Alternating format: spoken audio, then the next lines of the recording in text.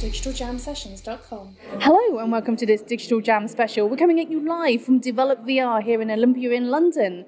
And I am joined by the wonderful Jess Hyder back from Unreal. We have with us Liam, who's back again with us. We have Rahul from ESL. And we have Catherine Allen. Hello and welcome everybody. Hello. Hi guys. Hi. So for the benefit of our lovely listeners, why don't you explain exactly who you are and what you do once again. We'll start on this side with Jess. Why don't you tell us who you are, what you do? So I'm Jess, I'm the European Community Manager for Unreal Engine, so I work with all devs across Europe who use Unreal Engine in whatever capacity they need. Wonderful, thank you. Catherine. I'm Catherine, I'm the founder of Limina Immersive. We put on VR pop-up theatres for the public and do lots of consultancy around virtual reality too. That's one hat. My other hat is as a journalist, so I write about VR for Wired and a few other publications too. Wonderful, thank you. Rahul, tell us about ESL. I'm Rahul. I'm from ESL. I do esports things. I do legal things in the esports industry, and I like VR. Outstanding. Liam. So I am Liam. I'm the business development lead for Rift, and we deal with research and development tax credits, also video games tax relief, and innovation grants. Wonderful. Well, welcome all, and thank you for taking time out of this lovely conference to talk about all things VR. But here's what I want to do. I want to throw out a particular question, and this one's kind of going in the general direction of Catherine to start with, just because I know that this is going to be your bag. But recently there's been a lot of discussion around the moral and ethical quandaries, shall we call them, when it comes to VR. Most specifically, the fact that there isn't really, at the moment, a clear guidance, shall we say, when it comes to content creation, but also physical hardware development for immersive technologies and immersive entertainment. You have obviously been doing some work around things like VR Aid. I'm curious from your perspective what you see as kind of the immediate next steps that need to happen to try and just align some of the thinking and align some of the conversations that are happening around this, because right now I think there's still a lot of people who are uncertain and unsure as to who do they connect to, what do they do? Yeah, well, it's really important we're having these conversations now, and I'd much rather we had these conversations than didn't, especially at this early stage in the industry. You know, norms are being created, everything is in front of us, you know, starting to form into an industry that we'll look back on in decades to come and either feel proud or think, could we have done this differently? So it's the time to think, what would our future selves have liked us to do right now? I think one clear thing that developers and headset manufacturers can do, hardware manufacturers, is have diverse teams. So if you're looking to have ethical products and you want to be really, really robust in that respect, I think the one biggest thing you can do is have a team which is essentially a cross-section of the population. You know, that's the dream team anyway. So working towards that, and you know, it won't happen overnight, but working towards that and having that written into your policy and at the highest level and also grassroots, I think that's one thing. Also, thinking about regulation, you know, it's inevitable there will be some regulation at some point specific to VR, but not regulation that's come from other industries. So we can start building relationships with policymakers now, government. I mean, something really simple. Show your MP virtual reality. Take a headset to their surgery and show it to them. Start a conversation, a warm, friendly conversation, and that way we might be able to avoid more knee-jerk reactions later on, things that might be, you know, moral panic related, for example. So yeah, two clear things that I think we can do now to start building on these conversations rather than ignoring them. It's interesting that you say regulation is kind of something that we should be thinking about, because Jess, I'm throwing this one out at you, just in terms of Kate Edwards, formerly the director at the IGDA, she brought up a really great example of this kind of idea of self-regulation versus external regulation, where with Pokemon Go, you know, big AR title that everybody kind of heard of, in New York, they tried to pass a law called Pidgey's Law. And the whole point of Pidgey's Law was that it made it the responsibility of the developer to be aware of all of the undesirables, shall we call them, whether that was paedophiles or criminal offenders or whatever the thing was, who lived in a specific state. And that you, as a developer, were responsible for integrating those addresses into your database and then ring-fencing those specific locations, so you were geofencing them out of the experience. So you weren't essentially sending young kids to the front yard of somebody who was potentially a sex offender. And that they wanted to make it the responsibility of the developer to not just be aware of that database and integrate it into their game, but to also update it on a regular basis. Now, when you think about the size of some of the small development studios who are working in VR and AR, it would have made it instantly untenable for a lot of people to be able to put the resource and the time into actually policing that and making that a part of their thing. Because it was a legal regulation required state to state, but also country to country, it would have meant you literally had to have an entire department that was just doing that. And it was this thing again of the fact that the people in New York who were trying to pass that law weren't from the games industry, and they didn't understand the onus of responsibility and the burden of responsibility they were putting on these studios wasn't practical, and that it would have been much more practical to speak to somebody like the IGDA who represents the games industry, who would have immediately said, why don't we just make a central repository of this information that all of the studios can just pull down from, rather than making it the individual responsibility of every studio. And so I'm kind of curious from your perspective, Jess, when we look at the games industry side of things and what the developers are doing on the ground, whether or not there are some maybe simple, quick wins that we could be kind of putting forward to some of these people who are thinking about regulation, and just encouraging the idea of self-regulation versus external regulation. Yes? That was a very long question. I think part of the thing is we need to, as a game development studios and stuff, we actually need to realize what our bodies are. So I went into a university last week. I was keynoting at the student conference, and I was talking to a whole bunch of students about UKI and about the IDDA. And they had no idea what I was talking about. We should probably translate what that means. Oh, sorry. UKI is the UK Interactive Entertainment, and the IGDA is the International Game Developers Association. So they're kind of like our national and international bodies for representing game developers. They're the ones that lobby on our behalf and do a whole bunch of amazing work. But it seems like very, very few people actually know about these things. And until people start having these conversations with them about, hey, we're having this issue. And then if they're having that conversation with 7, 8, 10, 15, 20 other studios, they can be like, hey, actually, this is a problem that's not just central to one studio. This is something that's starting to affect a lot of people. Maybe there is something we can then do to help ease the lives of other developers.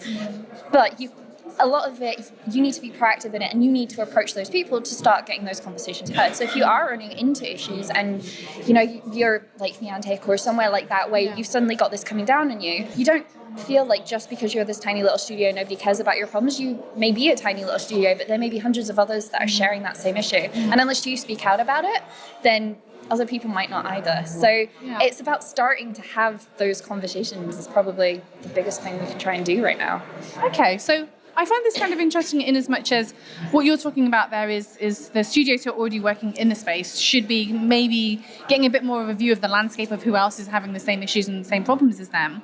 But I'm kind of interested from your perspective, Rahul, when it comes to something like esports, which is kind of always been considered as a bit of a peripheral when it comes to the games industry, and also the VR industry for that matter. But that doesn't stop the fact that a lot of the people that work within the esports industry have been dabbling or been thinking about things to do with VR and the kind of games industry for quite some time, because inherently the esports industry, it feeds from the games industry, and if VR is a fundamental part of the games industry, then it stands to reason that esports as an industry will be looking at this. So how do you guys come into a conversation where we're talking about regulation, for example, where the developers are asking for certain things to happen? How do you get to be part of that conversation from a regulation and a legal perspective when you're thinking about an esports audience and you're thinking about as a secondary removed audience? So if you were looking at it as primary, secondary and tertiary audiences, you've got your primary audience of the VR consumer and your secondary audience of the esports consumer. How do you make sure that the rights and the needs of the esports audience, that secondary audience, are being considered by the people who are making content for the first audience? That is a tricky question. And to be honest, I'd have to have... We won't bind you to any of your answers. I'd have to have a think about that, to be honest. Ultimately, esports is driven by spectators. And I think one of the things that esports and VR really could have in common is using it as a spectating tool, getting people closer to the action. So as at the moment, we have a lot more live events going on. In the past, sort of esports started off on Twitch or websites where people would view from home. But now sort of going through a lot of events that we've done over the past few years, we're seeing that live attendance at esports events is increasing. Yeah. And I think people would love to... Let's give that some context, because there's a lot of people here who are listening who probably have no idea. So, for example, ESL 1 average attendance is... couple 100,000, I think. I think at Katowice earlier, we had an event called the Intel Extreme Masters. Yep.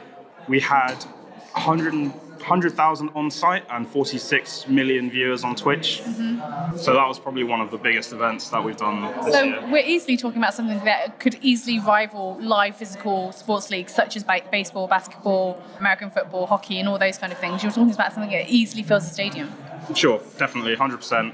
I think we had more people watching Katowice this year than watched the Super Bowl, which was kind of crazy.